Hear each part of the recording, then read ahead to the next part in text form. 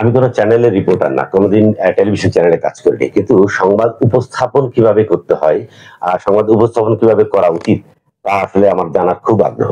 কারণ একুশে টেলিভিশন এবং সিএসবি চ্যানেল যখন এসেছিল তখন আমরা খুব সংবাদ দেখতাম, এবং এতটাই আগ্রহ ছিল, গ্রামে গঞ্জে সব দোকানপাটে সংবাদ দেখাই ছিল এক প্রকার বিনোদনের মতো।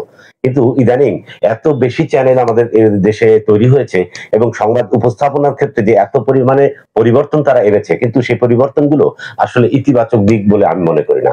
কারণ একটি বেসরকারি চ্যানেলে এই কয়েকদিন ধরে খবর দেখছি, একজন উপস্থাপক নিউজ প্রেজেন্ট করছেন এইভাবে, এগুলো কি রে ভাই?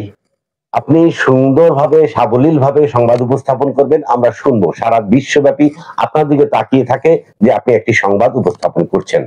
আমি জানি না আসলে কিভাবে সংবাদ উপস্থাপন করতে হয়, এভাবে বডি স্ট্রাকচারটা কিভাবে নাড়াচাড়া করতে হয়, বা বডি ল্যাঙ্গুয়েজটা কিভাবে হওয়া উচিত আমার জানা নেই। আমার একটু জানার খুব আগ্রহ, প্রিয় দর্শক, আপনারা যদি জেনে থাকেন জানাবেন প্লিজ। আমি আসলে জানার জন্য এই ভিডিওটা করা।